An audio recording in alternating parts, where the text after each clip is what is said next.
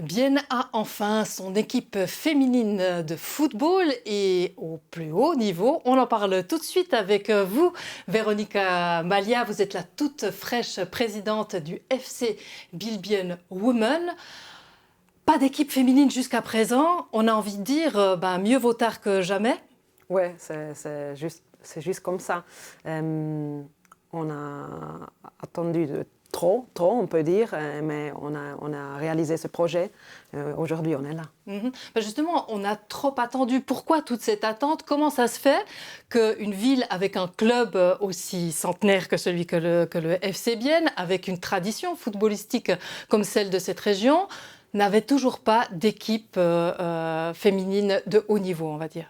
Moi, j'ai aucune réponse pour ça parce que, voilà, peut-être les joueuses jusqu'à maintenant, ceux-là un peu plus forts, ils sont allés directement à IB peut-être, et ceux-là qui sont moins forts, jusqu'à aujourd'hui, ils sont seulement joués à l'école, je ne sais pas, mais pas dans les clubs.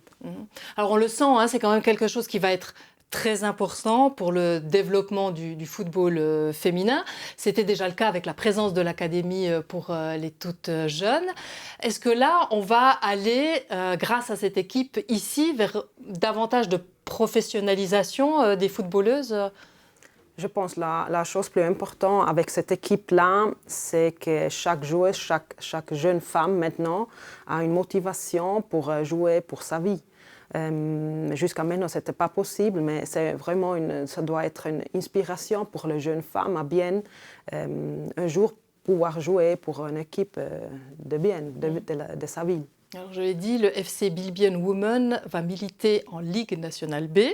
La première équipe masculine, elle, est juste en 3e division nationale. Est-ce que vous avez l'impression que vous êtes traitée de la même façon? Oui, je dois dire que vraiment, Dietmar Fess, il ne fait pas de différence. Ce n'est pas seulement parce que je suis maintenant ici que je dis ça. Il met vraiment la même passion et la même motivation dans les femmes. Alors, il ne fait vraiment pas de différence. Lui, pas. Mais quand même, j'imagine que pour construire une équipe, que pour avoir de l'argent, parce que c'est le nerf de la guerre, il y a une différence. Est-ce qu'il y a la même intensité d'effort de tout le cadre? Oui, on a la chance que cet été, c'est un peu un été spécial pour nous, pour les femmes dans le foot avec l'Euro en Angleterre. Ça nous aidait vraiment beaucoup. Dans l'entretien avec le sponsor et comme ça nous donnait un peu de choses, un peu plus. C'est vrai que c'était un peu l'année de tous les records avec ces championnats d'Europe, mais c'était en Angleterre, le pays du football, on va dire en Suisse, et peut-être dans la région, c'est pas tout à fait pareil. Alors, à quels arguments on va vraiment aller convaincre les gens? Bon, j'espère avec le match sur le terrain. J'espère que les Biennois ils vont créer une identification avec cette équipe parce qu'on a beaucoup de Biennois dans l'équipe. J'espère que ça peut faire la différence et que les gens viennent regarder notre match. Alors vous avez milité en Série B en Italie en tant que joueuse internationale. Aujourd'hui, le FC Biel Women va évoluer en Ligue nationale B. Est-ce qu'il y a des points de comparaison? Bon, la passion de femmes, c'est peut-être le point qu'on peut comparer entre les pays. Mais sinon, on est encore très très loin de l'Italie.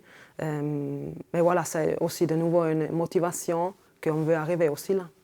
Mais c'est une question de structure, c'est une question de gens qui entraînent les femmes? Non, c'est une question d'acceptance. L'argent à l'étranger, il ne fait pas de différence. Si je parle de l'Italie et de l'Espagne, par exemple, il ne fait pas de différence entre le foot féminin et le foot masculin. Et ici, encore, on fait la différence. Alors, on fait aussi la différence et on doit toujours faire face aux fameux préjugés où, encore cet été, malgré la qualité du jeu présenté en Angleterre, on entendait les commentaires, que ce soit sur les réseaux sociaux ou avec les gens avec qui on regardait les matchs, sur la lenteur du jeu, sur le manque de technique. Certains comparaient ça à des jeux de 4e ligue masculine. Est-ce que c'est quelque chose qui vous énerve? Non, moi personnellement pas. Parce que moi, je la vois toujours comme une motivation. Mais ces gens-là, peut-être, ils parlent aussi comme ça quand l'équipe masculine joue. Alors moi, je ne pense pas que c'est une critique qu'on doit prendre trop au sérieux. La gens qui comprend ou qui aiment le foot, elle ne parle pas comme ça. Donc c'est vrai un peu les mauvaises langues qui peut-être n'ont peut-être jamais vu un match de foot, c'est ça que, que voilà. vous voulez dire. Aujourd'hui, pour vous, vous êtes dans votre rôle de présidente, mais vous êtes aussi entraîneuse nationale, vous formez des entraîneurs. Est-ce que là, vous sentez aussi comme un engouement pour que ce football féminin soit juste du football et qu'on enlève le mot féminin de tout ça et qu'on finisse finalement par parler de ce qui est, c'est-à-dire le ballon rond et de jeu. Voilà, ça c'est mon grand objectif. Dans chaque rôle que j'ai, j'aimerais qu'un jour, peut-être après moi, on ne fait pas cette différence, qu'on parle seulement de foot et pas de féminin ou masculin. Alors ce qui est important, c'est que évidemment les preuves, on va les amener sur le terrain. Alors il y a déjà eu quelques matchs d'entraînement depuis le mois de juillet. Vous débutez le samedi 20 août, votre premier match contre Thun. À quelques jours du match, vous vous sentez comment ?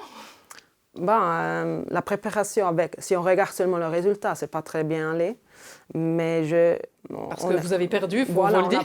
On a perdu tous les matchs, voilà. C'est comme ça. Mais c'est seulement le résultat. On est convaincu qu'on est dans le chemin juste parce qu'on a vraiment beaucoup travaillé dans l'aspect physique. Et c'est un grand changement. Si on passe dans la Ligue NLB, avant dans la Première Ligue, on n'a pas fait ça. Et ça, c'est vraiment le changement plus grand, l'aspect physique. On a beaucoup travaillé sur ça et on est sûr, on est convaincu qu'au long terme, ça va nous aider. Alors il y a quand même passablement de nouvelles joueuses. On rappelle juste l'histoire, c'est que en fait le FC Bienne a repris l'équipe de Valperswil dans son cadre en fait, dans sa structure. Cette équipe-là, elle a dû être complétée. Vous êtes maintenant 29 joueuses pour pouvoir affronter ce championnat. Comment on crée maintenant la synergie, le team spirit dans cette équipe, surtout si en match de préparation maintenant on perd, on est déjà peut-être démotivé, non ? Oui, on a parlé hier avec l'équipe. On a dit à l'équipe qu'on est convaincu de chaque joueuse et qu'on est sûr qu'on va faire une bonne saison parce que voilà, chaque joueuse a des points forts et sur ça on veut travailler. Après, ça va être une grande chose de travailler. On a beaucoup de joueuses jeunes, joueuses un peu plus anciennes. Ça veut dire, pour l'entraîneur, ça va être peut-être un peu dur parce qu'il doit trouver la balance juste entre la formation de jeunes joueuses et du résultat immédiat. Alors ça va être la chose plus compliquée, je pense, cette saison pour rester en LNB.